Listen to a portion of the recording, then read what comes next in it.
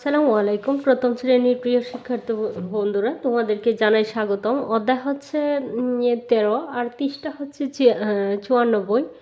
এর তেটা নিয়ে আজকে আমরা আলোচনা করব। দেখব তেটান কী করে অতি সহজে আমরা তেটানের সংখ্যাগুলি খুঁজে বের করতে পারি। এই যে দেখো, তোমাদের তেটানে দেয়া আছে এইখানে 7, 8, এইখানে খালি করে কি আছে, একটা অজানা সংখ্যা তোমাকে লেখার জন্য বলছে। এই অজানা সংখ্যাটা আমরা কি করে বাহির করব, আজকের প্যাটার্নটা যদি আমরা লক্ষ্য করি তাহলে আমরা কখনো আর প্যাটার্নে আমাদের কোনো প্রবলেম হবে না। দেখো, পাশাপাশি যদি কোনো সংখ্যা বসে তাহলে তোমাকে দেখতে হবে যে প্রথমেই যে জিনিসটা টার্গেট করবা সেটা হচ্ছে তোমরা দেখবা পাশাপাশি কোনো সংখ্যা আছে কি না।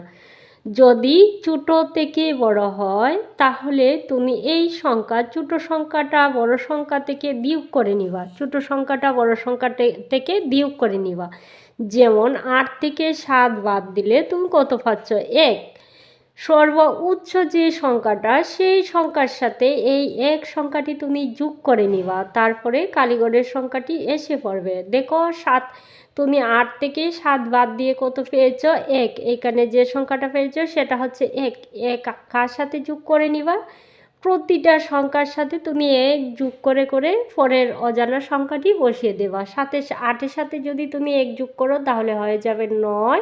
9-এর সাথে 1 যোগ করলে হয়ে যাবে 10। 11-এর সাথে 1 যোগ করলে হয়ে যাবে 12।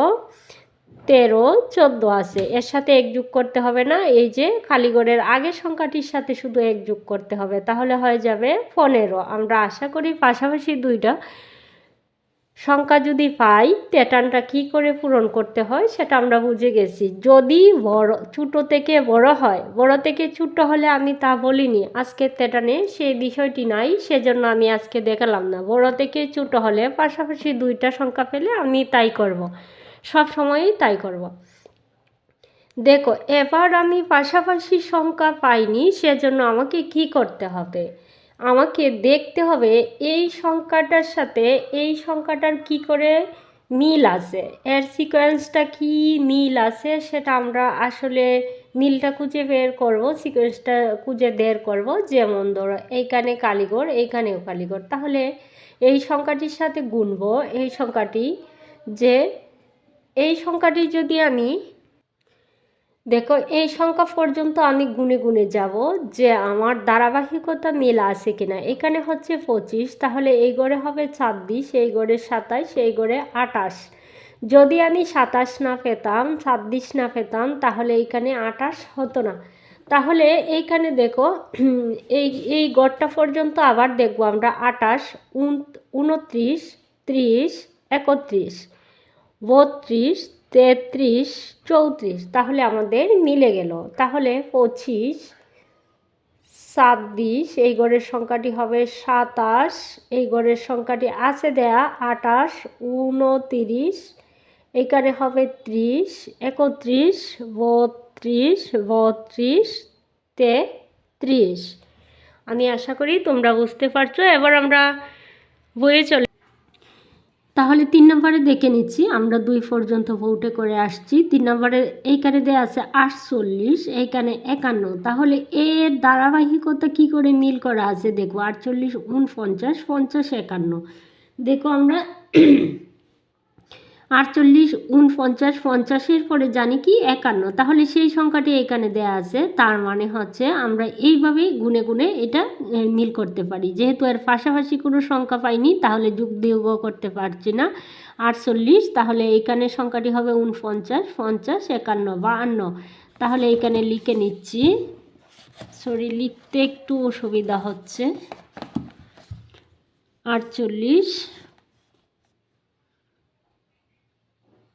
49, এইখানে হচ্ছে 50, 51, 52, এখানে দেয়া আছে 53, 54, 55, 56। 56 সংখ্যাটি আমরা এখানে পেয়ে গেছি, তাহলে 53, 54 লিখতে পারি, 55, 56, 57, এখানের সংখ্যাটি হচ্ছে 57। ঠিক আছে, এবার দেখব 4 নম্বরে কী দেওয়া আছে। 6 × 10 = 62, 64, 65, তাহলে সেটাও মিলে গেল, 65 পেয়ে গেলাম। এখানে অন্য সংখ্যা দেয়া থাকলে তাহলে এই মিলকরণটা হতো না। 65, 66, 67, 68, 69, 69, 70, 71, তাহলে এটা মিল আছে। তাহলে এইখানে আমি কী লিখবো? 63, এইখানে কী লিখবো? 64, 65, 66, 67, 68, 69, 70, ঠিক আছে। দেখো, আমরা যে জিনিসটা লক্ষ্য করব যে এইখানে কোন সংখ্যাটি দেওয়া আছে সেটা, তারপরেই মিল দেখব যে এইখানের সাথে এই সংখ্যাটি গুণলে পরে এই সংখ্যাটির সাথে আমরা মিল করতে পারি কিনা। 88, 89, 88, 89, 90, 89 যদি লিখতে হয় তাহলে দেখো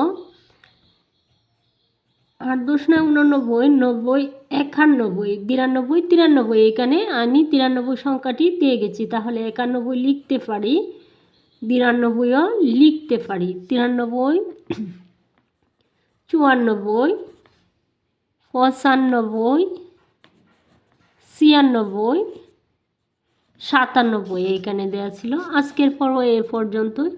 সকলের মঙ্গল কামনা করে এখানে বিদায় নিচ্ছি। প্লিজ লাইক, কমেন্ট, শেয়ার করে আমার পাশে থাকার চেষ্টা করবেন।